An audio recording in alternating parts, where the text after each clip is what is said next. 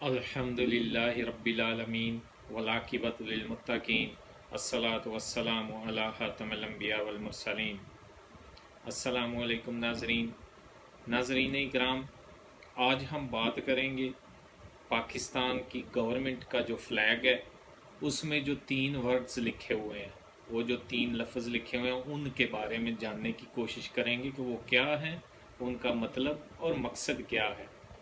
پاکستان کے گورنمنٹ کے فلیگ میں پہلے نمبر پہ جو لکھا ہوا لفظ وہ ہے ایمان، دوسرا اتحاد، تیسرا نظم و ضبط۔ جب آپ اسلام آباد انٹر ہوں تو اوپر قائد اعظم کی بڑی سی ایک فوٹو لگی ہوئی ہے اور ادھر بھی نیچے لکھے ہوئے ہیں اسی طرح یہ تینوں ورڈز جو ہیں، فیتھ، یونٹی، ڈسپلن، یعنی ایمان، اتحاد، نظم۔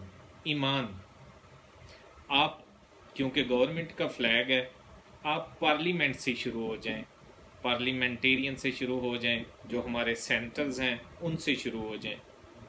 میجارٹی ان میں آپ احباب زیادہ سمجھدار ہیں، زیادہ پڑھے لکھے ہیں، زیادہ قریب سے ادھر دیکھتے ہیں پاکستان میں اپنے ان سیاستدانوں کو، لوگوں کو، تو آپ اپنی ہی ایمانداری سے بتائیں کہ کتنے ایماندار پارلیمنٹیرین یا سینیٹرز ہیں۔ یعنی ایمان کا جنازہ ادھر سے نکلنا شروع ہو جاتا ہے۔ پھر نیچے آ جائیں ججز میں، میجارٹی ججز کی دیکھ لیں اور آپ خود ہی فیصلہ کریں کہ کتنے ایماندار ججز ہیں۔ پولیس میں آ جائیں، ایسے ہی ہے، بیوروکریسی میں آ جائیں، ایسے ہی ہے، ایون مولوی حضرات جو ہیں، مولویوں میں آ جائیں، میجارٹی مولویوں کی کرپٹ ہے، جھوٹے ہیں، ممبر رسول پر بیٹھ کر جھوٹی باتیں بتاتے ہیں، لوگوں کو جھوٹے قصے کہانیاں سناتے ہیں۔ ایمان کا یہ پہلے ورڈ کا دیکھ لیں کیسے سارے جتنے بھی ڈپارٹمنٹ ہیں، یہ جتنے لوگ ہیں، کیسے انہوں نے اس لفظ کا جنازہ نکالا ہوا ہے۔ پھر اتحاد پر آ جائیں۔ اتحاد اس وقت دنیا میں اگر سب سے زیادہ کسی خطے میں فرقہ واریت اور لوگ ڈیوائیڈ ہیں تو وہ پاکستان میں ہیں۔ چاہے آپ سیاسی پارٹیاں دیکھ لیں، شدت کی حد تک ڈیوائیڈ ہیں۔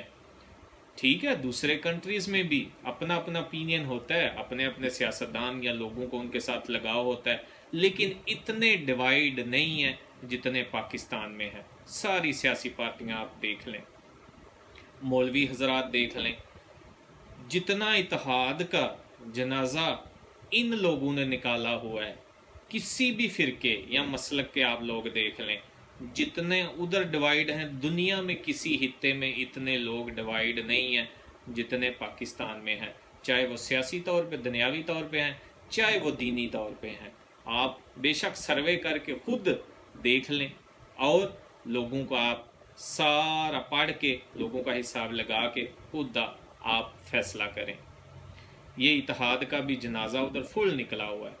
پھر آ جائیں نظم و ضبط، ڈسپلن۔ کہیں بھی چلے جائیں، بازار چلے جائیں، کسی پولیس اسٹیشن چلے جائیں، کسی بینک میں چلے جائیں اور کسی دفتر آفس میں چلے جائیں، ادھر جا کے خود دیکھ لیں کہ ڈسپلن کا جنازہ کیسے نکلا ہوا ہے۔ یہ سب کچھ انفارچونیٹ ہے، یہ بہت بڑی بدقسمتی ہے اس کنٹری کے لیے کہ جہاں کی 97% پاپولیشن ہے وہ مسلمان خود کو کہے، 97%، 97% کلمہ گو جدھر ہو، پھر یہ حالات ہوں ان کے۔ یہ بہت ہی بدقسمتی، ذلت اور رسوائی کی بات ہے، اور اس کی بڑی وجہ جو ہے وہ کتاب اللہ سے دوری اور نبی صلی اللہ علیہ وسلم کی جو حیات طیبہ ہے، آپ صلی اللہ علیہ وسلم کے جو فرمان ہیں، جو آپ صلی اللہ علیہ وسلم کا اسوہ حسنہ ہے، اس سے دوری کی وجہ ہے یہ سب کچھ۔ اللہ کے جو قوانین ہیں ان سے انحراف، ان سے بیزاری، اور نبی صلی اللہ علیہ وسلم کی سنتوں کو بھی پس پشت ڈالا ہوا، یہ اس کا نتیجہ ہے۔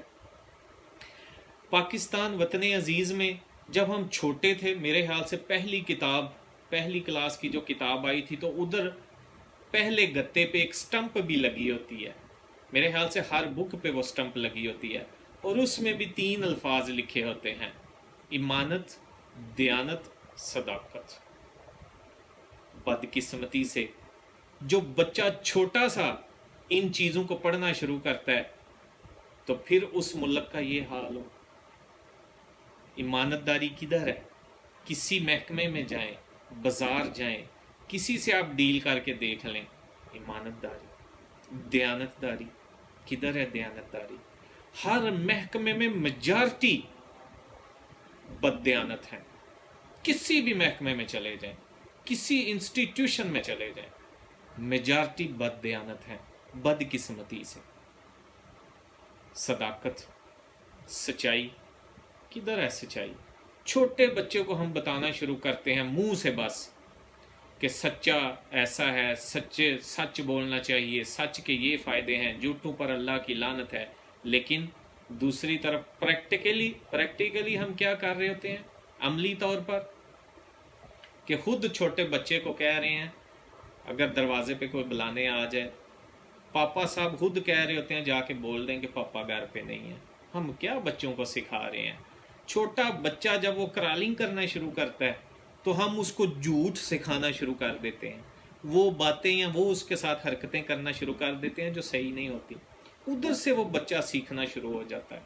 تو بدقسمتی سے اگر وہ کتابوں میں ساری زندگی بھی یہ پڑھتا رہے لیکن وہ پریکٹیکلی نہیں دیکھے گا ان چیزوں کو، تو وہ کیسے اپنی زندگی میں ان چیزوں کو پریکٹیکل کرے گا یا ان پر عمل کرے گا؟ چاہے آپ اس کو جتنی مرضی بکس پڑھا دیں۔ تو یہ بھی بدقسمتی سے، دین سے دوری کا نتیجہ ہے۔ پاکستان، آپ کو سن کر یہ خوشی ہوگی کہ حج کرنے میں پاکستان کا دوسرا نمبر ہے حاجیوں میں، اور عمرہ کرنے میں پہلا نمبر ہے دنیا میں۔ لیکن کرونا سے پہلے ایک سروے آیا تھا ایمانداری پہ، یعنی دنیا کے جتنے کنٹریز ہیں ان میں ایمانداری کا لیول چیک کیا جاتا ہے، اس پہ ایک سروے آیا تھا تو بدقسمتی سے پاکستان کا 160واں نمبر آیا تھا۔ یہ بہت ذلت اور رسوائی کی بات ہے کہ جس ملک میں حاجی دنیا میں دوسرے نمبر پر ہوں، عمرہ کرنے والے پہلے نمبر پر ہوں، مساجد کی تعداد میرے خیال سے جتنی پاکستان میں ہے کہیں بھی نہیں ہوگی، مولوی جتنے پاکستان میں ہیں میرے خیال سے کہیں بھی نہیں ہوں گے، جتنے پیر اور بابے اور علماء، خود ساختہ علماء اور مفتی فتویٰ دینے والے، جتنے مفتیان میرے خیال سے اور مولوی اور علماء پاکستان میں ہیں، میرے خیال سے دنیا میں کسی اور اسلامی ملک میں اتنے مولوی، اتنی مسجدیں، اتنے دربار، اتنے آستانے، اتنے پیر نہیں ہوں گے۔ اور ایمانداری میں نمبر چیک کریں 160واں، یہ ذلت اور رسوائی کی بات ہے۔ لیکن یہ ایک رات سے دوسری رات میں نہیں ایسا ہو جاتا کہ ایک دن سے دوسرے دن میں بندے بے ایمان ہو جائیں، بد دیانت ہو جائیں، جھوٹے ہو جائیں، چور ہو جائیں۔ یہ کب سے سلسلہ چلا آ رہا ہے، اور اگر اس کو ہم نے نہ روکا، اگر ہم نے اپنے بچوں کی صحیح تربیت نہ کی، ان کو صرف کتابوں تک محدود نہ رکھا، ان کو عملی طور پہ یہ چیزیں کر کے نہ بتائیں، تو اور حالات خراب ہوں گے۔ اس لیے ضرورت اس چیز کی ہے کہ عملی طور پر کر کے بتائیں، اور عملی طور پہ اس کا ایک ہی طریقہ ہے کہ اپنا ناطہ کتاب اللہ کے ساتھ جوڑا جائے، اور نبی صلی اللہ علیہ وسلم کی حیات طیبہ کے بارے میں اپنے بچوں کو بتایا جائے، اور ہر بندہ باشعور روز تھوڑا سا اپنے لیے وقت لے کر بیٹھے اور اپنے آپ سے پوچھے، شیشے کے سامنے کھڑے ہو کے پوچھے خود سے کہ نبی صلی اللہ علیہ وسلم کی جو عادات مبارک تھیں، جو عادتیں تھیں، ان میں سے کتنی عادتیں مجھ میں پائی جاتی ہیں۔ تو وہ پہلے نبی صلی اللہ علیہ وسلم کی وہ ساری مبارک عادتیں دیکھیں، آپ صلی اللہ علیہ وسلم ان پر عمل کرتے تھے، اور پھر خود میں ڈھونڈنا شروع کرے کہ میں ان کا امتی ہوں، مجھ میں کتنی وہ عادتیں ہیں۔ تو اس لیے اس کا ایک ہی حل ہے، وہ ہے کتاب اللہ سے ناطہ جوڑا جائے اور نبی صلی اللہ علیہ وسلم کی صحیح معنوں میں پیروی کی جائے، پھر ہی ہمارے معاشرے میں بدلاؤ آئے گا، چینج آئے گا۔ نہیں تو حالات آپ کے سامنے ہیں، دیکھ لیں۔ آج سے 10 15 20 25 30 اسی طرح سال پیچھے جائیں، دیکھیں تب حالات کیسے تھے اور آج کیسے ہیں، اور دن بدن کیسے ہو رہے ہیں۔ اگر ہم نے اپنے بچوں کی تربیت قرآن و سنت کے مطابق نہ کی تو حالات بدقسمتی سے اس سے زیادہ اور خراب ہوں گے۔ اس لیے میری آپ سب سے باشعور لوگ ہیں، آپ سمجھدار ہیں، سب سے ریکویسٹ ہے، اپیل ہے کہ خدا را اپنے بچوں کی جو تربیت ہے وہ قرآن و سنت کے مطابق کریں، انہیں سچ بولنا صرف سکھائیں نا، ان کے ساتھ سچ بولیں، انہیں سچ بول کر دکھائیں۔ یہ نہیں کہ آپ گھر میں بیٹھے ہیں اور فون پہ کسی سے بات کر رہے ہیں، بچے پاس بیٹھے ہیں اور آپ وہ کسی کو بتا رہے ہیں کہ میں جی فلاں جگہ ہوں یا فلاں جگہ نکلا ہوں کام پہ، لیکن آپ بیٹھے گھر، وہ آپ بچوں کو کیا میسج دے رہے ہیں؟ جب آپ پریکٹیکلی ان کے سامنے اس جیسی چیزیں کر رہے ہیں، اور آپ کتابیں چاہے ان کو روز جتنی مرضی حفظ کرا لیں، لیکن کریں گے وہی جو وہ دیکھیں گے۔ کیوں کہ جو بچے ہیں وہ بڑوں سے سیکھتے ہیں۔ یہ ہم جب چھوٹے چھوٹے تھے تو یہ محاورہ ہم نے سنا تھا کہ بچے بڑوں سے سیکھتے ہیں۔ اس لیے خدا را اپنی آنے والی نسلوں پر رحم کیجئے، ان پر رحم کھائیں، ان کا ناطہ کتاب اللہ کے ساتھ جوڑیں، ان کو بتائیں کہ ہم مسلمان ہیں، ہمارے کرنے کے یہ سارے کام ہیں، صرف پڑھنے اور سننے کے نہیں ہیں، صرف کتابوں فلموں اور ڈراموں کی حد تک نہیں یہ کام ہونے چاہیے، یہ ہم نے پریکٹیکلی کرنے ہیں، یہ ہم نے اپنے معاشرے میں ان کو عملی طور پر کر کے دکھانا ہے۔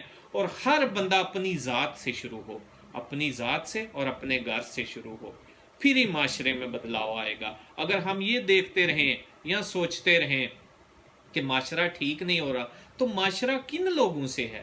میں معاشرہ ہوں، مجھ سے ہے معاشرہ، میرے گھر سے ہے، میرے بچوں سے ہے۔ تو جب میں ٹھیک ہوں گا، اپنے بچوں کی صحیح تربیت کروں گا، تو میرا معاشرہ انشاءاللہ ٹھیک ہو جائے گا۔